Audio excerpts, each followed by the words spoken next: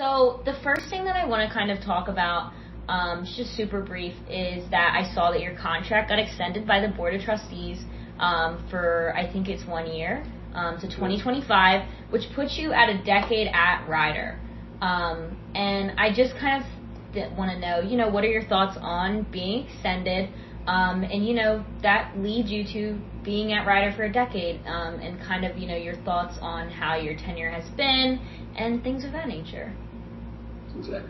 Well, it's funny you say decade because earlier, this will be my second decade as president. I was the president of a university previously at Robert Morris University in Pittsburgh, and I did there 10 years, and then this would now be extending 10 years, as you said. It was funny, early in my career, back 20 years ago, basically, an older president who I was very fond of, as sort of a mentor to me, once told me, he said, Greg, max out at 10 years. Never be a president beyond 10 years. Because 10 years is like a magic number, because after that, you're not really adding much value. It's kind of, same old, same old. It's time to either retire or move on to another institution. I said, that sounds like an old wives' tale. I'd like to play it out that way.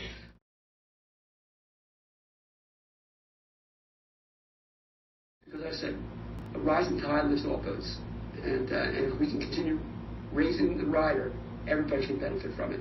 If we're shrinking, then it gets even more and more difficult. So I'm hoping as I go out my last 2.5 years, I guess I have left, try to get the university in a position where whoever follows me as president, hopefully can have a little bit easier time doing it. But whoever's going to be a president going forward, being a university president is much tougher today than it's ever been, because just the finances, but not even the finances. I mean, there's a whole host of other issues that we deal with on college campuses today that make it even more complex. But it is still, in my mind, the most rewarding job and the best career job I've ever had in my life.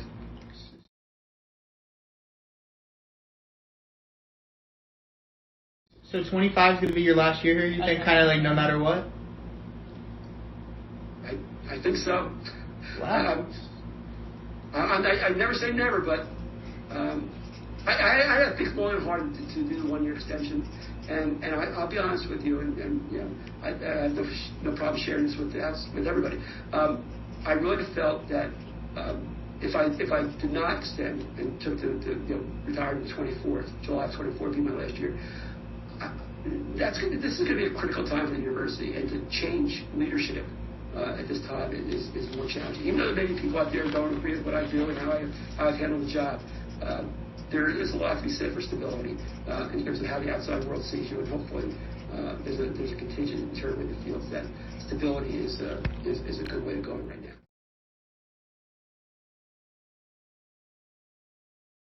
So just to follow up, I guess one more thing, because I know she's got a couple things she wants to touch on even outside of this. You said the way the outside world perceives you, 2025, again, I'm asking you 3 years in the future. How do you want, or what do you want your legacy as university president to be when, the eventual curtains close or whatever? No. What do you want your legacy to be here? My legacy is, we went through a tough time, as all higher education did, and, we transitioned the university, and we now have gotten on a path to be successful down the road financially, as well as continue. Academically, we've always been very strong. I mean, that's not the issue. It's making sure you have the resources to continue to excel academically and to continue to grow as an institution. And I hope, my goal is to, like I said, leave my successor, whoever succeeds me, as well as the university as a whole, to feel that we've weathered the storm and we're moving in the right direction.